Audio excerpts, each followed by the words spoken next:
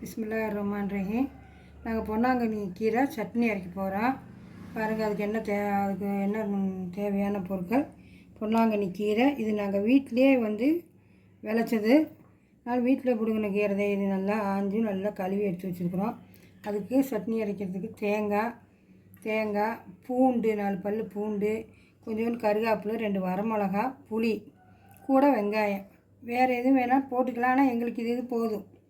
நல்லாயிருக்கும். வாங்க வீடியோக்குள்ளே பறிச்சியாச்சு. பாருங்கள், பூண்டு,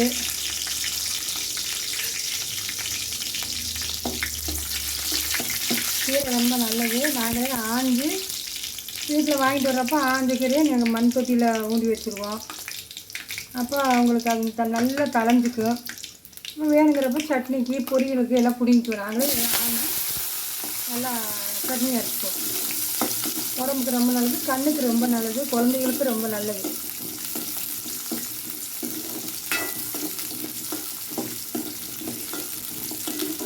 இல்லை கடலைப்பருப்பு, உளுந்தம்பருப்பு எல்லாம் போடலாம். நாங்கள் எதுவும் போடலை. நிறையா இருக்கும், அதனால் கீரை மட்டும் போட்டு இது பண்ணேன். புளி போட்டு நல்லா கொஞ்சம் புளி நல்லா வதக்கி விட்ருங்க. அப்படியே நல்லாயிருக்கும்.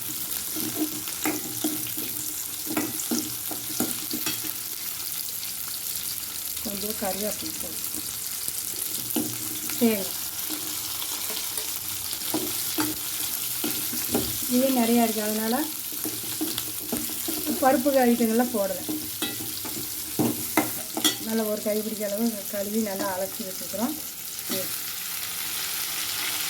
ஆனால் நல்லா வணக்கணும் சட்னிக்குனால.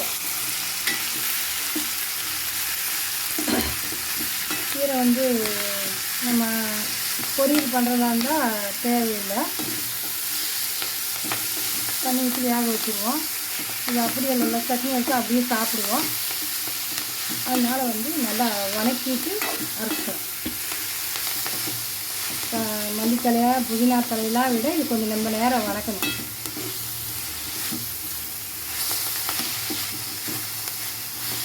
ஏன்னா இது கூட நெடக்கல் பருப்பு போட்டுக்கலாம். இந்த கீரைக்கு இதுக்கு நெடக்கல் பருப்பு மேட்சாக போட்டுக்கலாம்.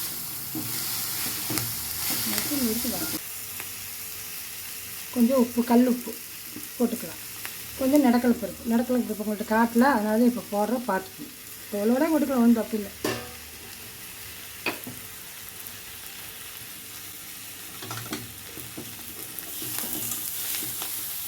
நல்லா ஆனால் வணக்கணும். தண்ணியெலாம் ஊற்றாமல் எண்ணெயிலே வணக்கணும். சிம்மில் வச்சுட்டு வணக்கிறோம். பாசில் வச்சிங்கன்னா பிடிக்கும். அதனால் எண்ணெயிலே வணக்கிறதுனால, தண்ணி இல்லாமல் வணக்கிறதுனால ஒரு நாள் ஃபுல்லாக வெளியில் இருக்க ஒன்றும் பண்ணாது. அப்புறம் ஆனால் ஃப்ரிட்ஜில் வச்சு 2 நாள் போட்டு தொட்டுக்கலாம். புதுசோத்தில் நெய் போட்டு பிணைஞ்சி சாப்பிட்டா ரொம்ப டேஸ்ட்டாக இருக்கும். இதெல்லாம் உடம்புக்கு தேவையானது.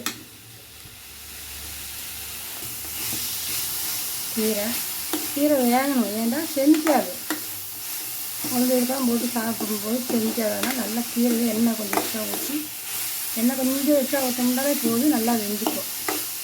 அப்படியே நல்லா வதக்கி வேக விட்டு சட்னி அரைச்சோம்னா நல்லாயிருக்கும். காட்டுறேன், சட்னி அரைச்சிட்டு காட்டுறேன். நல்லா வெந்துருச்சு. சட்னி அரைச்சி காட்டுறேன்.